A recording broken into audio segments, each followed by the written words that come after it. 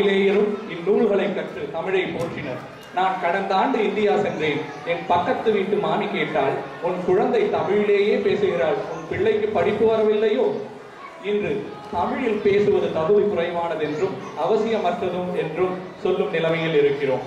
தமிழின் தேவையை பற்றி இங்கே தமிழ் பள்ளி ஆசிரியைகள் என்ன பேசுகிறார்கள் கேளுங்களேன்.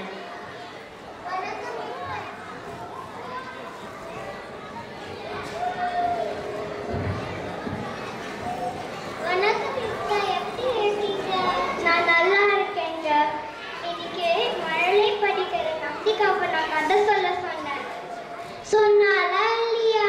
சொன்னா, ஆனா ஆங்கிலத்துல சொன்னா. சரி, தமிழ்ல சொல்ல சொல்லி கேட்டீங்களா? நான் கேட்டேன், ஆனா அவ சொன்ன கதை இது.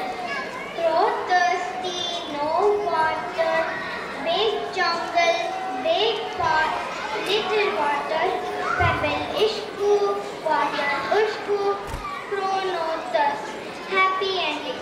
இதுதாங்க அவ சொன்ன கதை. ஓ, இஷ்கு இஷ்குனா எப்ப தமிழ்ல சேர்த்தாங்க? அதுதாங்க என்னோட கவலையும். நம்ம குழந்தைங்களுக்கு எது தமிழ் எது மாற்று மொழின்னு தெரியவே தெரியல. அவங்களோட தமிழ் ஆர்வமும் ரொம்ப குறைஞ்சு போச்சு. நினைச்சாலே வேதனையா இருக்குங்க. சின்ன குழந்தைங்க பாவம், அவங்க என்ன பண்ணுவாங்க? அதுதாங்க நானும் சொல்றேன், குழந்தைங்களை குற்றம் சொல்லக்கூடாது. இது பெற்றோர்களும் பெரியவங்களும் கவனிக்க வேண்டிய விஷயம்.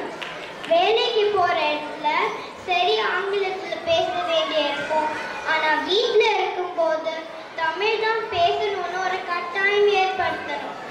அப்படிதான் நம்ம குழந்தைங்களோட தமிழ் ஆர்வமும் தமிழ் அறிவும் வளரும். ஹரி, இந்த கதையை ஆழமா கவனிச்சா எனக்கு ஒரு சந்தேகம் வருது. என்ன சந்தேகம் உங்களுக்கு?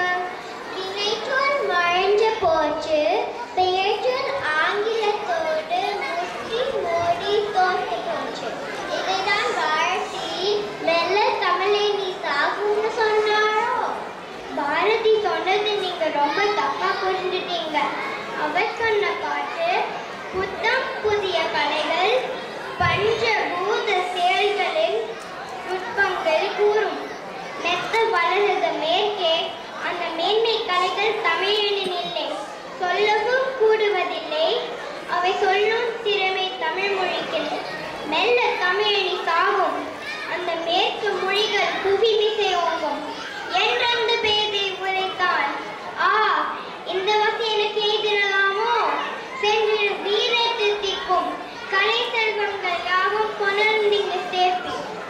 வெளிநாட்டுல இருக்கிற நம்மளுக்கு தமிழ் எப்படி வளர்க்கணும்னு பாரதியார் அப்பவே சொல்லியிருக்காங்க. நீங்க சொல்ற